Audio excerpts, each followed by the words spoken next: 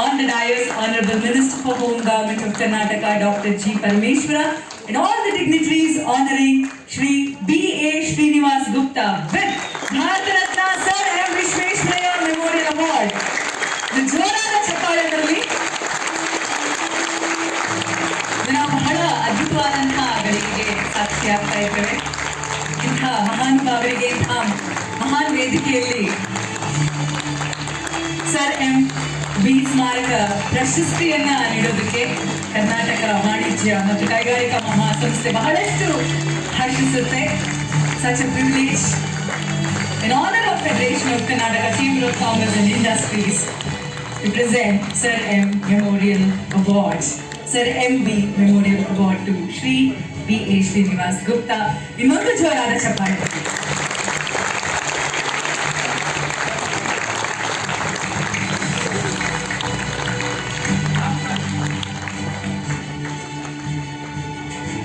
LED off ಮಾಡಿ please.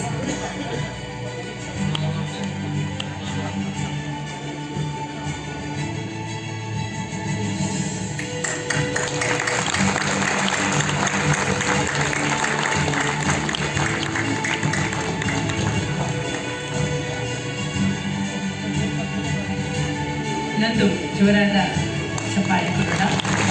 ಇಂಥ ಮಹಾನುಭಾವಿಗೆ Bharat Ratna sir M B ಸ್ಮಾರಕ ಪ್ರಶಸ್ತಿಯನ್ನು ನೀಡಿ ಗೌರವಿಸಲಾಗುತ್ತದೆ. Thank you dignitaries, thank you so much. ನೆರೆದಿರುವ ಎಲ್ಲ ಹಿರಿಯರಿಗೂ ನಮಸ್ಕಾರ, ಸ್ವಾಗತ.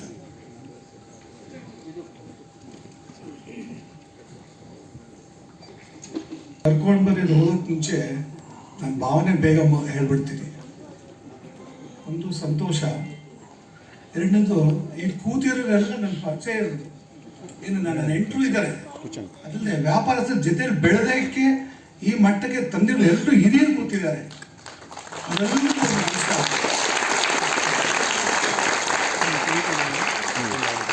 ಮಾಡಿದ್ದೀವಿ, ಕಾಂಪಿಟೇಷನ್ ಮಾಡಿದ್ದೀವಿ, ಹಲವಾರು ಸಬ್ಜೆಕ್ಟಲ್ಲಿ ಭಿನ್ನಾಭಿಪ್ರಾಯ ಅಂದರೆ ಆರ್ಗ್ಯೂ ಮಾಡಿ ಕೊನೆಗೆ ಮನೆಗೆ ಹೋಗೋಷ್ಟಕ್ಕೆ ಒಂದು ಮಟ್ಟಿಗೆ ಬಂದ್ಕೊಂಡ್ಬಂದಿರೋದಕ್ಕಿಂತ ಈ ಹೃದಯದ ಭಾವನೆ ಇದೆಲ್ಲ ಇದು ಬಹಳ ಮುಖ್ಯ. ಎಲ್ಲ ಸಂಸ್ಥೆಗಳು ಸರಿ, ಒಂದೊಂದು ಸಂಸ್ಥೆಯಲ್ಲೂ ಬೆಳೆಯೋಕ್ಕೆ ಬಿಟ್ಟು ಇಲ್ಲಿ ತಂದು ಕುಡಿಸಿದವರೆಲ್ಲರೂ ಇಲ್ಲಿ ಕೂತಿದ್ದೀರಾ. ನೀವಿಲ್ಲಿ ಕೂತ್ಕೋಬೇಕು, ನಿಮ್ಮ ಪರವಾಗಿ ನಾನು ತಗೊಳ್ತಾ ಇರೋದು ಅಂತ ಹೇಳ್ತಾ ಇದ್ದೀನಿ. ಕರ್ನಾಟಕ ಆರೋಗ್ಯ ಚಾರಿಟಬಲ್ ಟ್ರಸ್ಟ್, ವಾಸವಿ ಟ್ರಸ್ಟ್ ಹಿರಿಯರು, ನೀವೆಲ್ಲ ಬೆಳೆಸಿರೋರು, ನೀವೆಲ್ಲ ಜಾಗ ಕೊಟ್ಟರೆ ಬೆಳೀರಿ, ಸೇವೆ ಮಾಡಿ ಅಂತ ಸೂಚನೆ ಕೊಟ್ಟು ನಾವು ಕೆಲಸ ಮಾಡಿದ್ದೀವಿ ಅಷ್ಟೇ. ಒಬ್ಬರು ವ್ಯಾಪಾರ ಮಾಡೋಕ್ಕೆ ಜಾಗ ಬಿಟ್ಕೊಟ್ರು, ಒಬ್ರು ಸಮಾಜ ಸೇವೆ ಮಾಡೋಕ್ಕೆ ಜಾಗ ಕೊಟ್ಟರು, ನೀವೇನು ಸ್ಕೂಲವರು, ಎಲ್ಲರೂ ಸ್ನೇಹ ಸೇವಾ ಟ್ರಸ್ಟ್ ಅವರು ಇವೆಲ್ಲರೂ ಸೇರಿ ನಮ್ಮನ್ನು ಮಾಡಿ ಕೆಲಸ ಅಂತ ಹೇಳಿದಕ್ಕೆ ಬಂದಿದ್ದೀವಿ. ಅದರ ರಿಸಲ್ಟು ನೀವು ಇಷ್ಟೊತ್ತು ಕೇಳಿಸ್ಕೊಂಡ್ರಿ. ಇದಲ್ಲದೆ ನನ್ನ ಕುಟುಂಬ ಇದೆಯಲ್ಲ, ಅಣ್ಣ ತಮ್ಮಂದರು, ಅಕ್ಕ ತಂಗಿಯರು, ಫ್ಯಾಮಿಲಿ, ಇವರೆಲ್ಲರೂ ನೋಡ್ತಾ ಇದ್ದಾರೆ. ನೀವು ಯಾರಿಗೂ ಚೇರ್ ಬೇಡ, ಮೊದಲು ಬಂದವ್ರು ಕೂರಿಸ್ಬೇಕು, ವ್ಯಾಯಾಮನ ಕಷ್ಟಪಟ್ಟವ್ರು ಕೂರಿಸ್ಬೇಕು. ಇದನ್ನು ಕುತ್ಕೊಳ್ಳೋಕ್ಕಾಗಲ್ಲ ಯಾರಿಗೂ. ಇವರಿಗೆ ಅಷ್ಟು ಅಭಿಮಾನ ಅವ್ರ ಹಿರಿಯಣ್ಣನ ಮೇಲೆ. ನಮ್ಮ ತಂದೆ 2001ರಲ್ಲಿ ತೀರ್ಕೊಂಡ್ರು. ಸೊ ನಮ್ಮನ್ನು ಬೈಡ್ ಮಾಡೋಕ್ಕೆ ಯಾರೂ ಇಲ್ಲ, ನಾನೇ ದೊಡ್ಡವನು, ನನಗೆ ಬುದ್ಧಿ ಹೇಳೋರು ಯಾರೂ ಇರಲಿಲ್ಲ. ತಾಯಿ 2010ರಲ್ಲಿ ತೀರ್ಕೊಂಡು 11ರಲ್ಲಿ. ಇವತ್ತು ನಮ್ಮನ್ನೆಲ್ಲ ಸೇರ್ಕೊಂಡು ಒಂದು ಒಗ್ಗೂಟನ್ನ ನಡೆಸ್ತಾ ಇದೆ ಅಂದರೆ ನಮ್ಮ ಭಾವನೆ, ನಮ್ಮ ಒಬ್ರಿಗೊಬ್ರಿಗಿರುವ ಭಾವನೆ.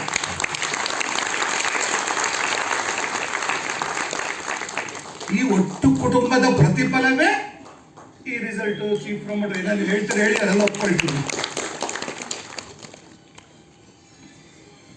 ಈ ಭಾವನೆ ನಿಮಗೆಲ್ಲ ತಿಳಿಸ್ಬೇಕು ಅನ್ನಿಸ್ತು. ಈ ಸಾರ್ವಜನಿಕ ಜೀವನದಲ್ಲಿ ಪ್ರತಿಯೊಂದು ಕಡೆ ನನಗೆ ಒಂದ್ಸತಿ ಬೆನ್ನಲ್ಲಿ ತಟ್ಟಿ ಒಂದ್ಸತಿ ತಲೆ ಮೇಲೆ ಹೊಡೆದ ಎಸ್ ವಿ ಗುಪ್ತಾ ಅವರು ಇಲ್ಲೇ ಇದ್ದಾರೆ.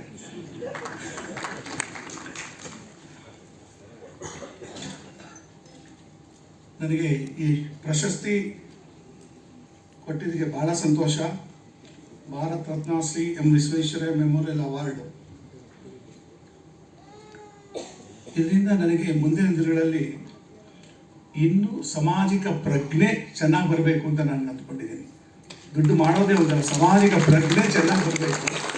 ಅದರಲ್ಲಿ ಅಲ್ಪ ಸ್ವಲ್ಪ ದೋಷಗಳಿದ್ರೆ ಅದನ್ನೆಲ್ಲ ಬಿಟ್ಟು ಇನ್ನು ಸ್ವಲ್ಪ ಮುಂದಕ್ಕೆ ಹೋಗಬೇಕು ಅಂತ ನನಗೆ ಆಸೆ. ನಮ್ಮ ಸಂಸ್ಥೆ 1972 ಸ್ಟಾರ್ಟ್ ಆಯಿತು. ಅದಕ್ಕೆ ಮುಂಚೆ ಸ್ವಾತಂತ್ರ್ಯ ಪೂರ್ವದಲ್ಲಿ ನನ್ನ ಅಜ್ಜ ಬ್ರಿಟಿಷ್ ಕಾಲದಲ್ಲಿ ಹೊಡೆದಾಡಿ ರೈಸ್ ಮಿಲ್ ಲೈಸೆನ್ಸ್ ಹಾಕಿದ್ರಂತೆ. ಅಷ್ಟೊತ್ತಿಗೆ ನಮಗೆ ಇಂಡಿಪೆಂಡೆನ್ಸ್ ಬಂತು. ನನ್ನ ಸ್ವಂತ ಊರಾದ ಕೊಳ್ಳೇಗಾಲ ಮಡ್ರಾಸ್ ಪ್ರೆಸಿಡೆಂಟಿಗೆ ಸೇರಿತ್ತು.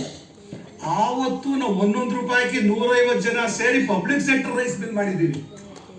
ನಾನು ಹೇಳ್ತಾ ಇರೋದು 47 50. ಇದು ನಮ್ಮಲ್ಲಿ ಸೇರ್ಕೊಂಡು ಬಂದ್ಬಿಟ್ಟಿದೆ. ನಾನು 3ನೇ ಜನರೇಷನ್, ನನಗೆ 42 ವರ್ಷ. 4ನೇ ಜನರೇಷನ್ ಬಂದಿದ್ದಾರೆ, 5ನೇ ಜನರೇಷನ್ ರೆಡಿ ಮಾಡ್ತಾ ಇದ್ದೀವಿ.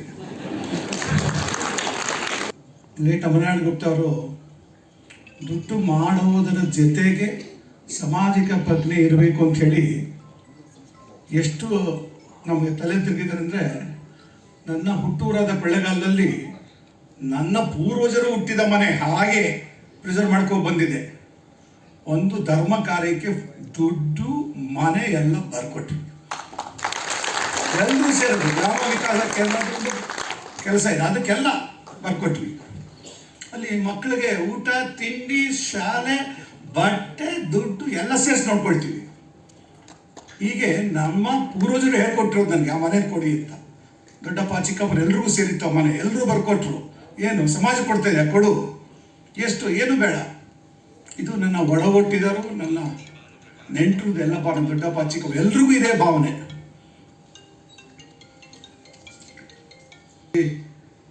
ಈ 350 ಡಿಸ್ಟ್ರಿಬ್ಯೂಟ್ರು, 100 ಲಾರಿ, 1000 ಜನ ಕೆಲಸಗಾರರು, ಹಲವಾರು ಜಾಗದಲ್ಲಿ ವ್ಯಾಪಾರ, ಇದೆಲ್ಲವೂ ಭಾಳ ಸುಸ್ಥಿರವಾಗಿರಲೇಬೇಕಂದ್ರೆ ನನ್ನ ಮೊದಲನೇ ಕುಟುಂಬದ ಅಣ್ಣ ತಮ್ಮ ಅಕ್ಕ ತಂಗಿ, ನನ್ನ ಮಕ್ಕಳು, ನನ್ನ ತಮ್ಮಂದಿರ ಮಕ್ಕಳು, ಅವ್ರ ಫ್ಯಾಮಿಲಿಯವರು ನನ್ನ ಮೇಲೆ ಇಟ್ಟಿರೋ ನಂಬಿಕೆ. ಇಲ್ಲದ್ರೆ ಇದು ತಗೊಳಕ್ಕಾಗಲ್ಲ. ವಿಷನ್ ಎಷ್ಟೇ ಇರ್ಬೋದು, ಎಷ್ಟು ಕಡೆ ಮಾಡ್ತೀರಾ, ಎಷ್ಟು ಕಡೆ ಇರ್ತೀವಿ. ನಾವು ಶ್ರೀನಿವಾಸ ಮತ್ತು ಒಂದು ಕಡೆ ಇರ್ತಾರೆ. ಪ್ರತಿಯೊಂದು ಕಡೆನೂ ಒಬ್ಬೊಬ್ಬರು ಜವಾಬ್ದಾರಿ ತಗೊಂಡು ನನ್ನ ಬೆಳೆಸಿ ಇಲ್ಲಿ ಮುಂದಕ್ಕೆ ತಂದು ಇಟ್ಟಿದ್ದಾರೆ.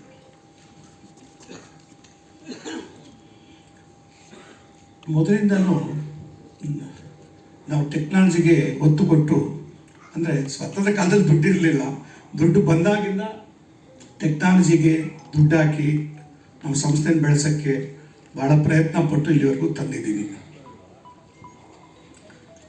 ಈ ಫುಡ್ ಪಾರ್ಕ್ ಸ್ಕೀಮ್ಗಳು ನಿಮಗೆಲ್ಲ ಗೊತ್ತಿರಬೇಕು. ಗೌರ್ಮೆಂಟ್ ಸಬ್ಸಿಡಿ ಕೊಡುತ್ತೆ, ಒಳ್ಳೆ ಸಬ್ಸಿಡಿ ಕೊಡುತ್ತೆ. ಅದೇ ದೊಡ್ಡ ದುಡ್ಡು, ಅದು ಇಟ್ಕೊಂಡ್ರೆ ದೊಡ್ಡ ದುಡ್ಡು ಆಗೋಗುತ್ತೆ ನಮಗೆ. ಬಟ್ ನಮ್ಮ ಉದ್ದೇಶ ಸಬ್ಸಿಡಿ ಒಳಗೆ ನಿಲ್ಲಿಸಬಾರ್ದು. ನಮ್ಮ ಫುಡ್ ಪಾರ್ಕ್ ಮಾದರಿಯಾಗಿರಬೇಕು. ಇನ್ನು 3 ವರ್ಷದಲ್ಲಿ ತಮ್ಮನಿಗೆ ಬಂದು ತೋರಿಸಿ, ನಮ್ಮ ಉದ್ದೇಶ ಇವತ್ತು ಪ್ರತಿಫಲ ತಾವು ಏನು ಹೇಳಿದ್ದೀರಾ, ತಾವು ಹೇಗೆ ಬೆನ್ನು ತಟ್ಟಿ ಸಂತೋಷ ಪಡಿಸಿದ್ದೀರಾ, ಅದರ ಪ್ರತಿಫಲನೇ 3 ವರ್ಷದಲ್ಲೇ ನಿಮಗೆ ತೋರಿಸ್ಬೇಕು ಅಂತ ನಮಗೆ. 2000 ಟನ್ನು ಮೊದಲು ಒಂದು ದಿವಸಕ್ಕೆ 2000 ಜನ ಮಾಡಿ 24 ಗಂಟೆನೂ ಮಾಡಿ ಪ್ರತಿಯೊಂದು ವಸ್ತು ಸಿಗೋ ಥರ ವ್ಯವಸ್ಥೆ ಮಾಡಿದ್ದೀವಿ ನಾವಲ್ಲಿ.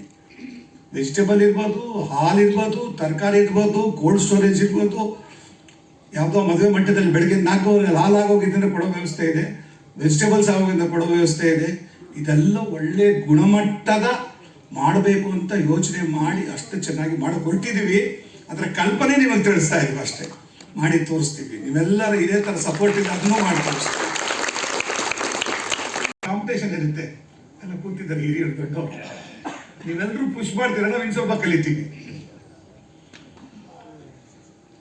ನೀವು ಬುದ್ಧಿವಂತರೆ, ನಿಮ್ಮ ಜೊತೆ ಇರಬೇಕಂದ್ರೆ ನಮಗೂ ಸ್ವಲ್ಪ ಬುದ್ಧಿ ಇರಬೇಕು.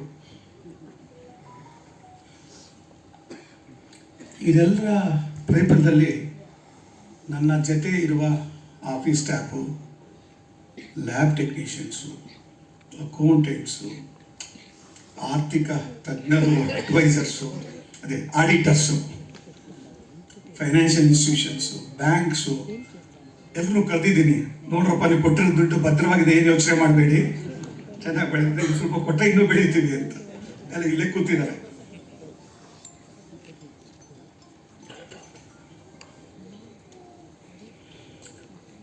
ನನಗೆ ಇಷ್ಟು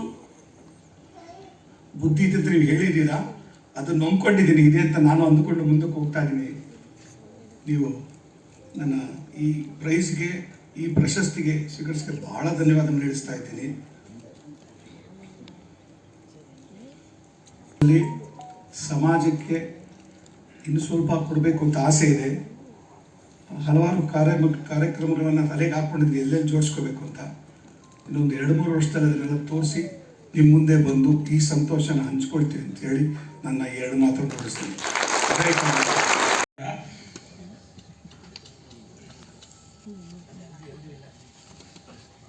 ಕರ್ನಾಟಕ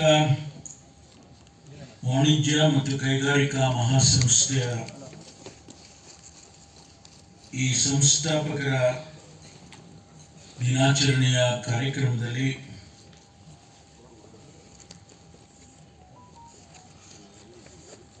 ಇವತ್ತು ತನ್ನ ಕ್ಷೇತ್ರದಲ್ಲಿ ಸಾಧನೆಯನ್ನು ಮಾಡಿ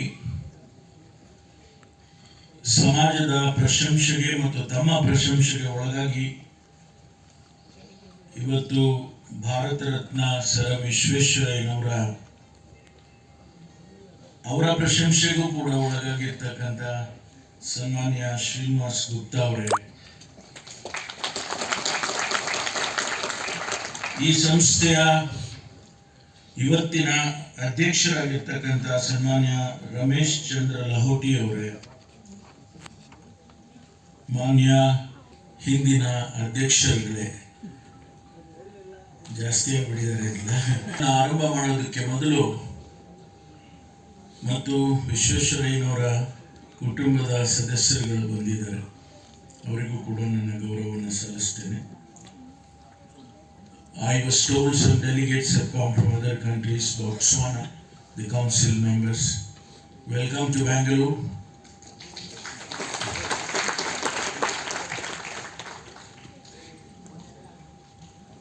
ಪ್ರಪ್ರಥಮವಾಗಿ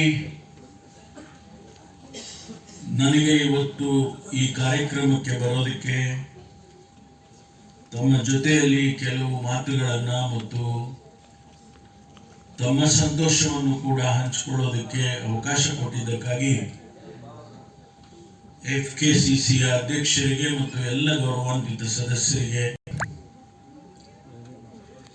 I was here to get some valuable suggestions from FKCCI while I was preparing the manifesto. I think our president, he was there at that point of time. We wanted to prepare a manifesto which was forward looking, particularly in terms of development, in terms of industrial development, and also to create an ecosystem which can attract people from all over the world in terms of investments, in terms of building new Karnataka, new India. I have succeeded in including 5 of your suggestions, convincing our leaders and trying to implement them at this point of time.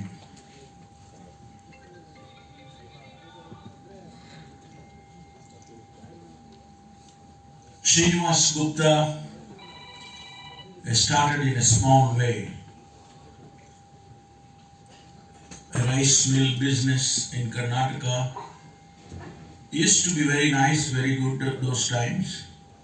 Not that it's not nice now, but it's okay. With the passage of time, things do change. He has achieved something which none of us could achieve in that field. You can imagine a man starting a rice mill at those times and then build that into a big business, succeeded in it, and going to Dubai to start another rice mill, right? Not a rice mill, but a package industry. He's a successful person before us to emulate. Our president was mentioning Sir MV. and Bendre, who started from villages and went on to earn a name which probably world of technology would remember even today. It is not just Bangalore, India, Karnataka. It is the technology world. It is the technology world remembers Saramvi and learns so many things from him and his life. And Srinivas Gupta has followed those footsteps in developing his industry and developing himself as an industrialist. So first of all, I would like to congratulate him, and I congratulate the jury in selecting such a person. An institution which was started and built by Sir M.V. and today it decides the ecosystem and the future of industry in Karnataka and also in India. My special congratulations to all those 25 past presidents and those of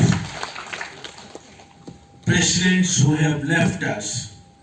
I pay my respects to all of them. And FKCCI, there may be criticisms,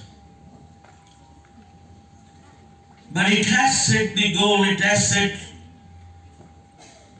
the roadmap in terms of fine-tuning the industrial ecosystem in Karnataka and in India in general.